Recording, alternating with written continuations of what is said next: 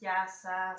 Σήμερα θα σας δείξουμε πώς φτιάχνουμε αυτά τα μικρά σταυροδάκια από βάγια που μας δίνουν την Κυριακή των Βαγίων στην εκκλησία. Λοιπόν, αυτά λοιπόν φτιάχνονται από φύλλα φοίνικα.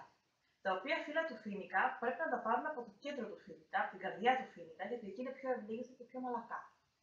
Εάν προσπαθήσουμε να φτιάξουμε σταυροδάκια με τα έξω φύλλα του φοίνικα, θα μας σπάσουν, γιατί είναι πολύ πιο σκληρά και δεν μπορούν να σχηματιστούν. Οπότε, όταν λοιπόν πάρουμε αυτά τα φύλλα του φοίνικα, ας πάρω εγώ ένα φύλλο εδώ, αρχικά πρέπει να το κόψουμε οριζόντια πάνω-πάνω, για να μπορούμε να δουλέψουμε καλύτερα. Έπειτα, επειδή είναι πολύ φαρδί και εμείς θέλουμε πιο στενά σταυροδάκια, παίρνουμε το ψαλίδι μας και κόβουμε από την άκρη του φύλλου, έτσι ώστε να μπορέσουμε να το τραβήξουμε και να φύγει. Έτσι λοιπόν σχηματίσαμε μόνοι μας ένα πολύ πιο στενό φύλλο του φοίνικα. Μπορεί να βρείτε τέτοια στενά φύλλα και στο ίδιο το φοίνικα, να είναι δηλαδή από μόνο τους έτσι. Άμα δεν έχετε και πιο φαρδιά όπως εγώ, μπορείτε να τα κόψετε. Οπότε, κάθε φύλλο του φοίνικα ανοίγει έτσι στη μέση. Και εγώ αυτό που κάνω είναι να το σκίσω έτσι ώστε να μου βγουν δύο πιο λεπτά φύλλα. Άρα λοιπόν, θέλω να φτιάξω ένα σταυρουδάκι μικρό. Αυτό που κάνω είναι να φτιάξω ένα γάμα.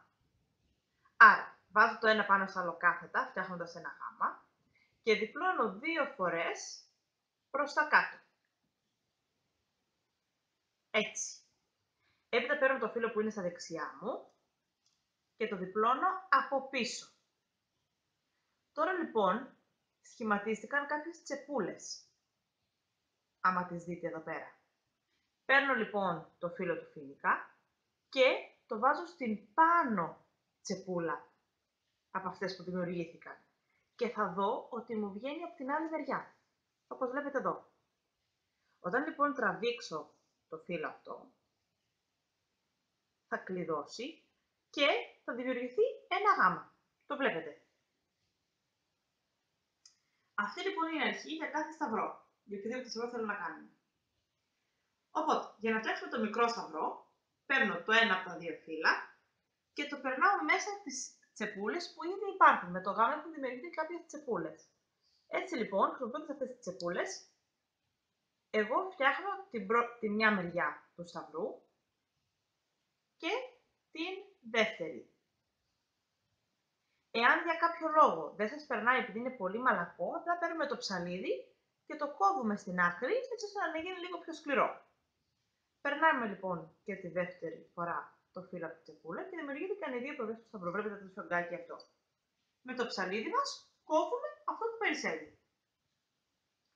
Τώρα, για να δημιουργήσω το πάνω μέρος του σταυρού, παίρνω το φύλλο που μου έμεινε, το μεγάλο, και το περνάω πάλι μέσα από την τσεπούλα που ήδη υπάρχει. Δεν κάνω κάτι άλλο.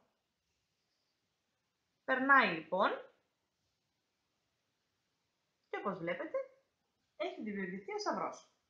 Τώρα μπορεί κάποιοι να το αφήσουν έτσι, όμως εμένα μου αρέσει κάτω-κάτω να το κόβω έτσι διαγώνια.